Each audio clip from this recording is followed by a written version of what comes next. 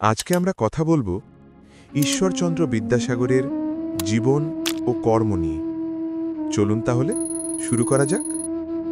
ঈশ্বরচন্দ্র বিদ্যাসাগর, যিনি বাঙালিকে শিখিয়েছিলেন মানুষ হতে। যখন সমাজ অন্ধকারে ঢেকে গিয়েছিল কুসংস্কার আর অন্যায়, তখন এক মানুষ মশালের মতো আলো জ্বালিয়েছিলেন। তার নাম ঈশ্বরচন্দ্র বিদ্যাসাগর, যিনি বলেছিলেন মানুষের সেবা করাই প্রকৃত ধর্ম। 1820 সালের 26শে সেপ্টেম্বর মেদিনীপুরের বীরসিংহ গ্রামের এক দরিদ্র পরিবারে জন্ম নেন ঈশ্বরচন্দ্র বন্দ্যোপাধ্যায়। পিতা ঠাকুরদাস বন্দ্যোপাধ্যায় ও মাতা ভগবতী দেবী। ছোটবেলা থেকেই ছিলেন অসাধারণ মেধাবী ও পরিশ্রমী। দারিদ্র্য তাকে হারাতে পারেনি। কলকাতার সংস্কৃত কলেজে পড়ে তিনি অর্জন করেন বিদ্যাসাগর উপাধি, যার অর্থ বিদ্যার সাগর। বাংলা ভাষা ও শিক্ষার সংস্কারে তার অবদান অনন্য। তিনি বাংলা বর্ণমালাকে সহজ ও যুক্তিযুক্ত করেন।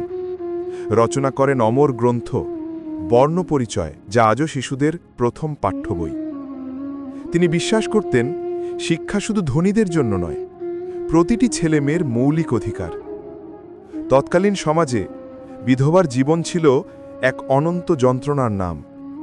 এই অন্যায়ের বিরুদ্ধে তিনি একাই লড়ে গিয়েছিলেন। তার অক্লান্ত প্রচেষ্টায় 1856 সালে বিধবা বিবাহ আইন পাশ হয়। তিনি বাল্যবিবাহের বিরোধিতা করেন, নারী শিক্ষার পক্ষে দাঁড়ান। সমাজের তীব্র বিরোধিতা সত্ত্বেও তিনি পিছিয়ে যাননি।